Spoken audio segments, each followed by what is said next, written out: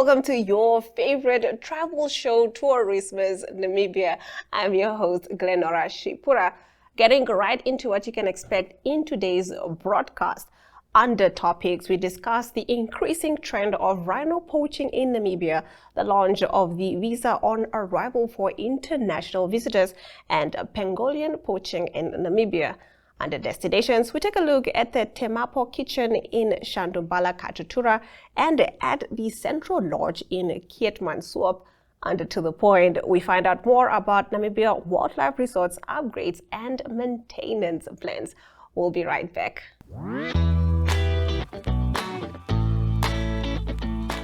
Starting us off in our topics, we start out at rhino poaching. Namibia experienced one of its worst years in over a decade when it came to rhino poaching, with 81 rhinos that were illegally killed, while 77 suspects were arrested for rhino-related crimes, of which 73 were Namibians. Since 2013, the only times when higher rhino poaching numbers were recorded was in 2015, when 97 rhinos were killed, in 2018 when 84 cases were recorded, and in 2022 with 94 rhinos that were poached. This is according to a document Namibia submitted at the 78th Standing Committee meeting of the United Nations Convention on International Trade in Endangered Species of Wild Fauna and Flora sites in Geneva, Switzerland. The meeting took place from the 3rd to the 8th of February in 2022. 94 cases of rhino poaching were reported. Now, the report said that during 2023, the poaching figures reduced, with 77 cases reported, but remained at high levels as the number of incursions into rhino areas were at an all-time high. This trend continued in 2024, and the country reported its fourth worst year of poaching, having lost 81 animals. According to the report from May 2024, a number of interventions were implemented, and as a result of those interventions, during the last half of 2024, Namibia lost 22 rhinos compared to 59 animals lost in the first half of the same year. The report further added that a total of 14 rhino horns were confiscated in 2024 compared to 21 in 2023. Also, a total of 77 suspects were arrested for rhino-related crimes, of which 59 remain in custody and 18 were out on bail at the time of reporting. Of the arrested suspects, 73 are Namibian nationals, while the remaining 4 are Angolans. Furthermore, 15 firearms were seized and 6 vehicles were impounded. Getting into our next topic, we're dealing with visas. The Federation of Namibia Tourism Organization has announced that the new visa on arrival for international visitors will be launched on the 3rd of March. The online platform on which e-visas can be obtained in advance will become operational the same day. Although the new visa regulations will only be implemented on the 1st of April, the new initiative is aimed at simplifying visitors' travel logistics and ensuring a hassle-free process. It forms part of wider efforts to modernize the country's travel and tourism infrastructure, making it more accessible and welcoming to tourists and business travelers alike. The launch will first take place on the morning of the 3rd of March in Namibia by Home Affairs Ministry and other tourism stakeholders, and then also later that day in Berlin at the ITB, which is the world's largest tourism trade fair by Namibia Tourism Board. Moving over to our third topic, we are on the topic of wildlife crime. Since 2018, a total of 570 pangolins have been poached from the wild in Namibia, according to documented cases. This is according to the spokesperson of the Environment Ministry, Romeo Muyunda, who on World Pangolin Day reconfirmed Namibia's commitment to pangolin conservation. World Pangolin Day takes place every third Saturday in February to create awareness about pangolins and highlight the severe threats that they face. Muyunda said that the ministry reaffirms its dedication to protecting Namibia's pangolins, their ecological importance, and the urgent need to combat threats such as habitat loss and illegal trafficking. To address our concerns of pangolin trafficking, the government has developed a national species plan in collaboration with the Namibian Pangolin Working Group, which will be released this year. Muyunda added that the government remains committed to strengthening conservation efforts through legislation, enforcement, and collaboration with local communities and NGOs such as the Pangolin Conservation and Research Foundation. He said that through these partnerships, they have rescued, released, and monitored 35 pangolins over the past 4 years. Do let us know on our social media pages what you think of these topics. On the other side of the break, we take a look at destinations that you should travel to.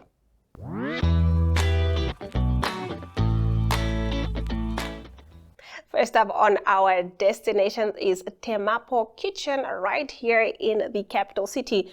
Now, Tulonga Nicodemus, the owner of Temapo Kitchen in Shandumbala Katutura, invites locals and tourists to enjoy authentic traditional cuisine at an affordable price.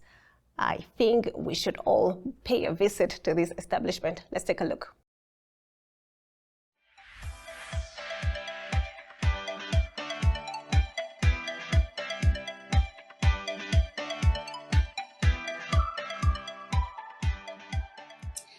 Good afternoon, viewers, and like I promised you, we are in the heart of Katutura at one of the local cuisines. I will not steal her shine from her, and I will let her introduce herself. So good afternoon, ma'am. Good afternoon. Can you please introduce yourself? All right. Hi viewers. My name is Maria Tulonga, or known Tulonga Nicodemus. I am the owner and founder of Temapo Kitchen. It was initially known as a Lemon Street Kitchen.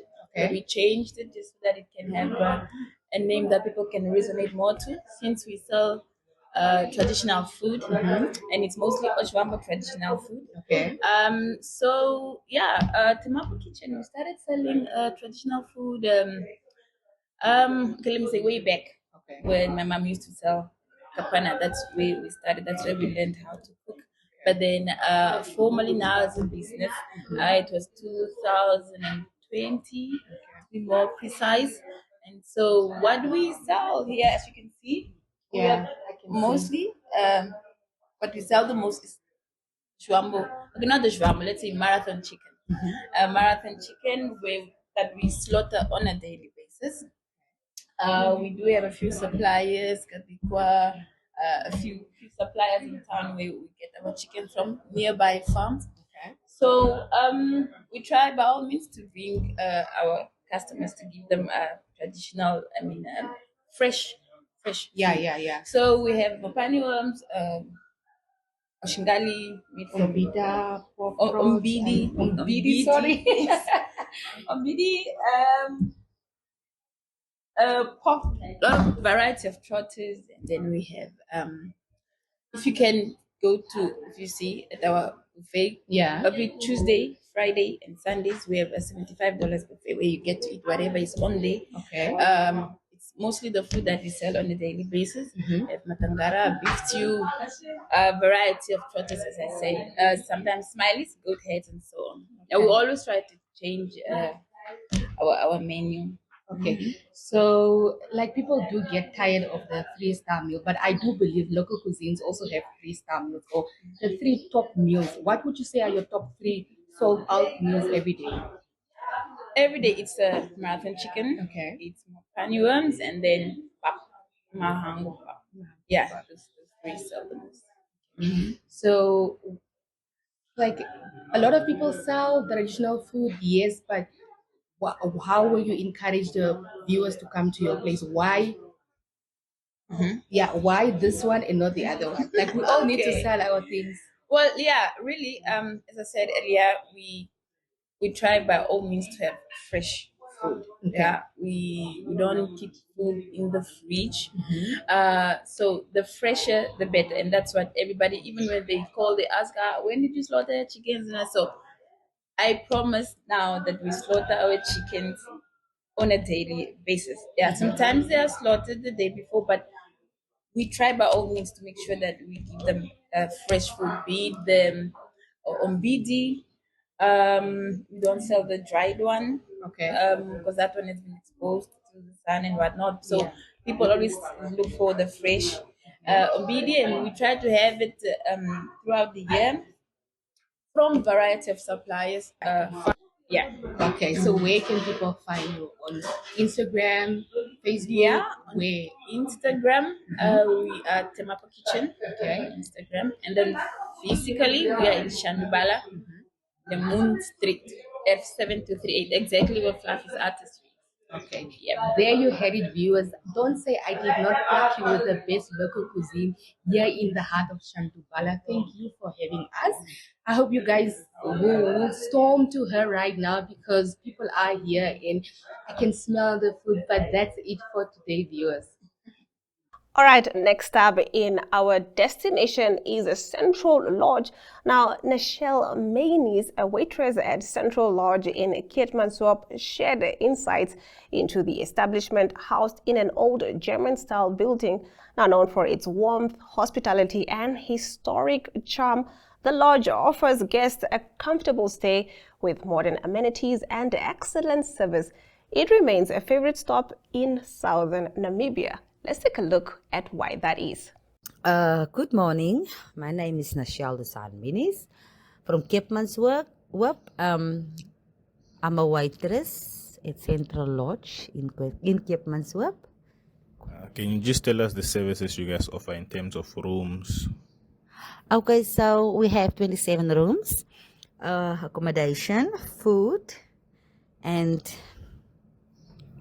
And you said 27 rooms, so how many double rooms are there? How many single rooms are there? okay, so we have 5 double rooms, and the rest are singles. Okay.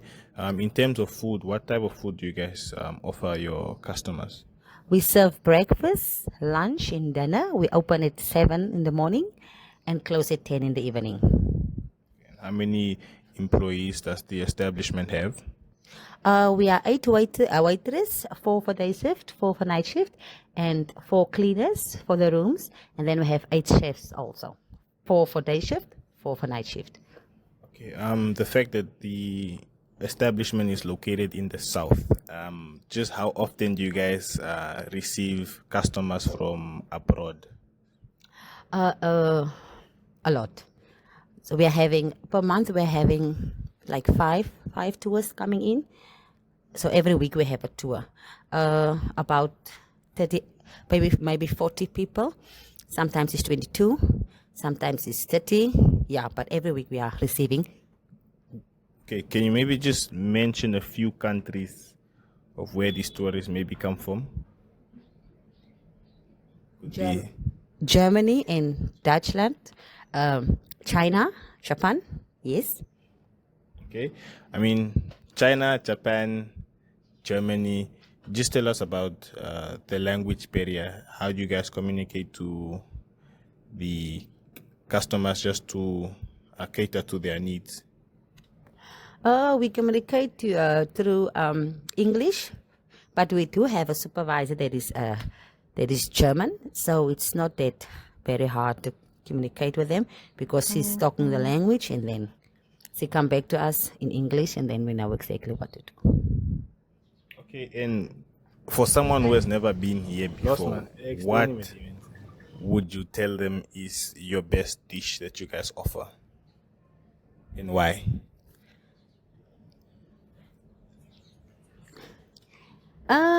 If you like pizzas, then I think you must go for the Central Pizza. They have olives, garlic, mushrooms, pavements. It's very nice. Yes, that is our best. So the Central Pizza is selling like nobody's business. Yes. Okay, before I let you go, during summer it's quite hot in the south. If you look at the weather conditions, it's mostly hot this year compared to all the other parts of Namibia. Just tell us how the pool comes in hand during this time of the season.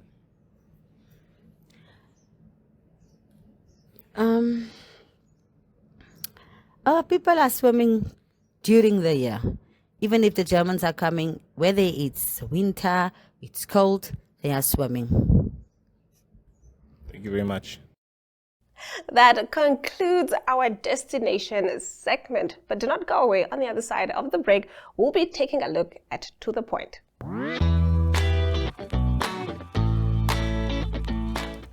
You're still watching Tourismus Namibia. Getting to the point, the spokesperson of Namibia Wildlife Resort, Nelson Ashibala, updates us on the company's upgrades and maintenance plan. Let's take a look. My name is Nelson Ashipala. I'm the manager for communications, online media, and MICE at the Namibia Wildlife Resorts. Now, to start off, the visa new regulations that we've been hearing about, many are worried whether it's quite a good move. Many are worried whether it will turn away tourism. But we should also understand that in the diplomacy context of things, if I treat you well, I expect you to treat me well. If I do something for you, I would also expect you to do something for me. So within this regard, I think it's quite a good move by Namibia, and most importantly by Mirko, that they had to come up with such initiatives. We just have to find ways and means that work, because I feel it's unfair for me having to fill out all these papers to travel to certain country, but then others, when they come to a country, they do it at a pace that is perhaps easy and so forth. So I think it's quite a good move. Under NWR, we are happy to announce that we will continue with some of our capital projects. We are happy to announce, for example, that one of our favorite lodges, Halali, there were concerns about the jacuzzis and the honeymoon suites and so forth. We are happy to announce that we are actually rebuilding those facilities which we have. So we are going to give them a retouch, and I think in the next few months we will be announcing their opening. But right now, what we can say is that on the grid, we have downgraded the rooms just to ensure that they aren't honeymoon suites anymore, at least until this work is done. Now, they're going to look quite amazing. Now, quite very big concerns which have come out from the public is on whether some of the facilities are up to standard. Now, there's something which I would like to bring up on board.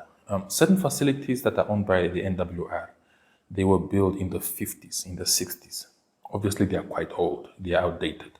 One would require that if one wants to bring it up to standard, it will perhaps just mean a flat out, having to break it down. This means having to pull out the sewage systems and so forth, and having to rebuild it up exactly. Now, obviously, this costs money. It is part of NWR's plans, but it's not part of NWR's immediate plans. So right now, what we can do is we can just continue on retouching up some of these facilities and trying to fix where we can. For example, we found a sewage problem that had occurred in Okakweo.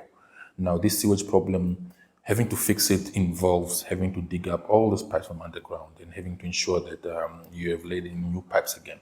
Now, one also has to remember some roads are built on top of this. These pipes. Some facilities are built on top of these pipes. So it becomes not really a patchwork, but it becomes a maintenance work that would initially require one to have to rebuild the pipe out again. So this is the biggest challenge that NWR has. And we understand the public's concern when it comes to this. Why are your facilities old?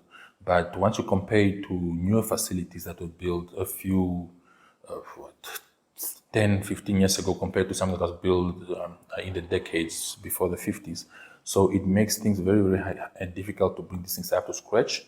And also we would ideally want to have modernized facilities, but it will require lots and lots of capital injections. So that's why it has become our long-term goal and so forth. Another project which is quite key, which many are excited about, I'm also excited about, is the retouch up of Popper Falls. Popper Falls, you would understand the roofings are mostly made out of thatch. But if one was to go to the facilities right now, you would find that we have now gone for a newer style, which what we call tiles. Now the tiles, obviously, it's not throughout the whole campus of yet, and the project had to be halted because it also requires capital injections. It has to be done in phases. So Popper Falls will also start to be retouched, and Popper Falls will also start to be upgraded to bring it up to the standards that NWR is known for to be a brand. We are also having other projects that we are also looking at foreseeing. I know last year we announced a waterberg, for example, whereby there was a touch-up of rooms. This touch-up still has to continue, and we also have to bring the rooms up to standard and so forth. And then you have a renovation touch-up plan going currently. We're hearing that a lot of places are looking fantastic, and other places are, for example, Yonko Spitz is apparently still a very big problem. Yes. Take us through what has been done as part of this plan and what is yet to be done. Okay, so a lot has been done from the announcements of the 30 million which was announced 2 years back, where we're going to invest into some of our facilities. If one goes to, for example, mile 108, or if one goes to Tora Bay, you will find new ablution facilities that have been extended on. Now, one should also remember that this is facilities that are perhaps popular seasonally, but one has to give a product, whether it's seasonal or not. One has to give a product that your clients would want to come back to. So that's some of the things which we'd like to announce. We'd also, in the same vein, if one wants to go to, example, Grossbarmen, obviously not yet complete, but there have been some retouches or refixes in some of the rooms. Obviously, we would now want to extend this to the hot pool or to the thermal pool area. Like I've also announced, our ideal plan is to see Grossbarmen being retouched into a health and wellness facility. So we are hoping that once we get to experience this, or we're hoping that once we get to fix this, it will come up to the standards that we would want it to be. I've obviously explained Papa Falls on the work that we have done. It still continues through to some of the rooms that are there, and we are hoping that it becomes new. We are also looking at, like I've announced, Halali, your favorite. I know you've been there and you like it so much, the jacuzzi and so forth. We're also looking at perhaps having to replace these jacuzzis with splash pools, just to make it worthwhile and to make the honeymoon suites up to the standard that they're supposed to be. Now, concerns have also been on perhaps the customer service, which NWR delivers. Beliefs out there is that it's not up to par. We are hoping that this year we can still team up with some of our training facilities. I know we are teamed up last year with NAST to just try to improve on customer service. We did not really experience that great we did not reach the pinnacle which we initially wanted to reach, because if we're still getting complaints, then it becomes quite a concern to us. So we will still go to the drawing board to see whether we can still retrain some of our employees to ensure that we get to offer this good customer service. Concerns on food, obviously, also quite key. Again, it just shows that culinary experience has to come out, and we need to retrain most of our employees. So I think the exciting thing is that NWR is a brand that listens. NWR is a brand that takes concerns quite seriously. And right now we're understanding where the public's concerns is coming from, and we're aware of these concerns, and we just ask for more time to address them. One popular facility that is quite popular with MICE, so these are your events, your meetings, and your incentives, and your conferences, Grossbarmen. I know it has been one of our biggest hits when it comes to complaints, but those are things which we're trying to address. If one wants to go there now, they'll understand that at least the concerns are starting to be addressed, and we're trying to fix things here and there and where we can. So what we ask for the public is just we urge them to just be patient with us, to still continue supporting the big brand that NWR is, while we try to fix some of these concerns. One will also highlight, or one will also understand that many of our lodges will now be busy with a little bit of construction work here and there. But we are trying to address those concerns. But quite one which is also quite popular is ice. Ice is one of those places. I love ice technically, but when one goes there, they also understand that some of the facilities are quite old and we need to bring them up to par. So bring them up to par means ensuring that you do not only touch up, but you completely destroy and you build up. It's because of many concerns. It's whether it's your hot water that's coming out, that's rusting the materials so fast, and having to pull these materials out. So all those, one has to start addressing it from the actual problem that is there. So yeah, that's where we are right now. And then lastly, how do people complain to NWR? It would be quite common that they sit there and they have an issue and they go, this is horrible, and then they leave with a bad attitude. How do they go about raising their concerns to NWR? Thank you so much for that question, Irene. We had teamed up with FNB Namibia. With FNB, we had teamed up to put up scanning codes where clients can actually scan and send us their complaints. Most importantly, I can tell you right now, the complaints goes to the team of operations, and the complaints also come to me, and then they also reach the managing director. So this is a way whereby complaints can be actually, we can get them much more faster than actually going to social media or complaining to just one person that you might know of and not fixing these problems. So we urge our clients to please start utilizing this technology. It allows us to understand what is happening and to also receive complaints much more faster. Yeah. That brings us to the end of the broadcast. Thank you for spending these 30 minutes with me, Glenn Orashipura, and Tourismus Namibia. From me, until next time.